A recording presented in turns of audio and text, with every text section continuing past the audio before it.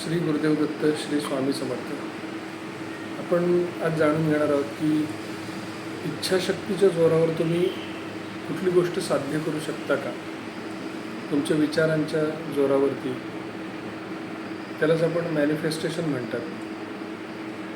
हे खरं आहे का, हे सगळीकडे आता त्याची खूप चर्चा चालू आहे. मॅनिफेस्टेशन म्हणजे तुम्ही तुमच्या विचार करून तुमच्या मनात तुम्ही एखादी गोष्ट जर तयार केली असेल तुमच्या विचारांच्या जोडीने, आणि तुम्ही जर एखादी इच्छा तुमच्या मनामध्ये तीव्र आणि तुम्हाला वाटतं की आता हे मला मिळणार आहे, किंवा एखादी गोष्ट घडणार आहे, एखादी चांगली गोष्ट घडणार आहे किंवा एखादी वाईट गोष्ट घडणार आहे, जर तुम्ही म्हणजे ऐकलं असेल नुसतं की त्याच्यामुळे ह्या गोष्टी घडतात, किंवा म्हणजे पॉझिटिव्ह विचार ठेवले किंवा निगेटिव्ह विचार जरी तीव्र असले आपल्या मनामध्ये तरीसुद्धा त्या गोष्टी घडतात.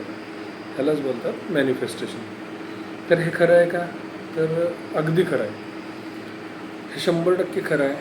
जे तीव्र विचार तुमच्या मनामध्ये सतत येत असतात आणि ते घडावेत असं तुम्हाला आतून वाटतं, जरी ते घडू नयेत असं वाटत असेल आणि सुद्धा त्याचे तीव्र विचार येत असतील तुमच्या मनामध्ये, तरी ती निगेटिव्ह गोष्टसुद्धा घडते.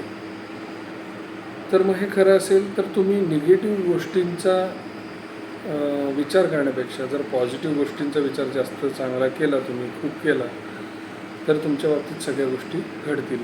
तुम्हाला एखादी गोष्ट अचीव करता येईल. जी गोष्ट तुम्हाला मिळवायची ती तुम्हाला नक्कीच मिळेल. मग यासाठी तुम्हाला काय करायला लागेल? जे आपण मागच्या व्हिडिओमध्ये आपण सतत जे ऐकत आलेलं आहे, नामस्मरण भक्तिमार्ग. ज्यावेळी आपण भक्तिमार्ग करतो त्यावेळी आपल्याकडे पॉझिटिव्ह विचारांची संग्रह जास्त होतो. पॉझिटिव्ह विचार आपल्या मनामध्ये निर्माण होतात आणि निगेटिव्हिटी ही कायमची दूर होते. महाराजांची ज्यावेळी आपण भक्ती करतो तेव्हा ह्या गोष्टी 100% घडतात. मग मॅनिफेस्टेशनचा वापर इथे सगळ्यात जास्त प्रकारे होतो कधी? ज्यावेळी माणूस भक्ती मार्गात असतो, तो नामस्मरण करत असतो, त्याच्या मनामध्ये तीव्र पॉझिटिव्ह विचार चालू असतात. निगेटिव्ह विचार पूर्णपणे गेलेले असतात. त्याची निगेटिव्ह एनर्जी पूर्णपणे दूर झालेली असते आणि त्याच्या मनामध्ये 100% पॉझिटिव्ह एनर्जी ज्यावेळी असते तेव्हा तो चांगले विचार करतो आणि ते चांगले विचार सत्यात उतरले जातात.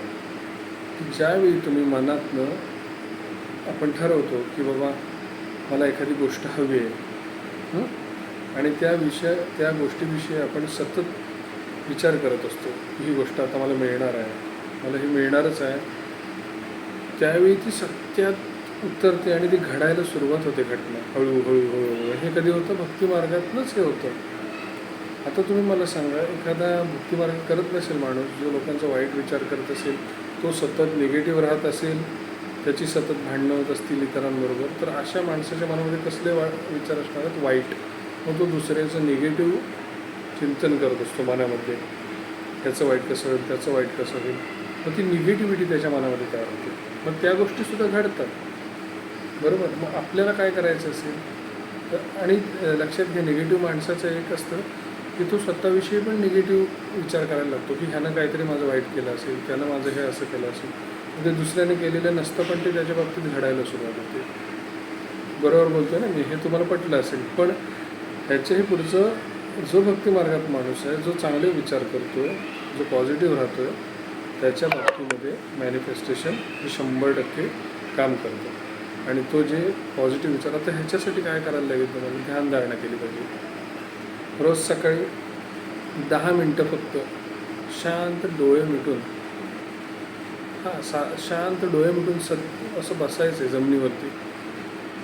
आसन स्थिती तुम्ही कसंही बसा, सुखासनात बसा, पद्मासनात बसा किंवा वज्रासनामध्ये बसा, पण तुम्ही हे बसायचं आणि फक्त 10 मिनटं डोळे मिटायचे.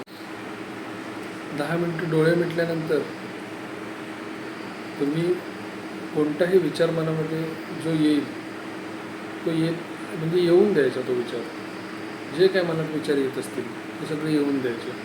हळूहळू जसं तुमचं हे 10 मिनटाचं ध्यानाची प्रोसेस आहे, ही जशी दिवसेंदिवस वाढत जाईल तसं तुम्हाला त्यातनं इफेक्ट पडायला सुरुवात होईल.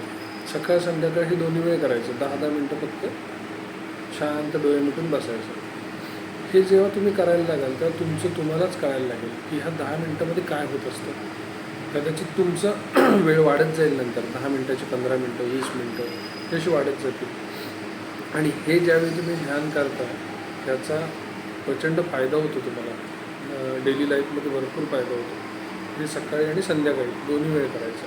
आणि हे केल्यानंतर तुम्हाला नामस्मरण तर तुम्हाला चालू ठेवायचंच आहे. नामस्मरण कंटिन्यू अखंड नामस्मरण ज्यावेळी आपण ठेवतो त्यावेळी त्याचे फायदे तर होतातच. पण सकाळ संध्याकाळ ध्यान आणि हे दोन्ही गोष्टी केलं की तुमचे मॅनिफेस्टेशन कुठल्या लेवलला जातं ते बघा. तुमचे विचार किती पॉझिटिव्ह होतात ते बघा. हे तुम्ही करून बघा आणि हे केल्यानंतर मला कमेंट्समध्ये कळवा तुमच्या बाबतीत काय घडलं आहे ते. आणि जर तुम्हाला काही प्रश्न असतील तर ते सुद्धा मला कळवा. श्री गुरुदेव दत्त. श्री स्वामी समर्थ.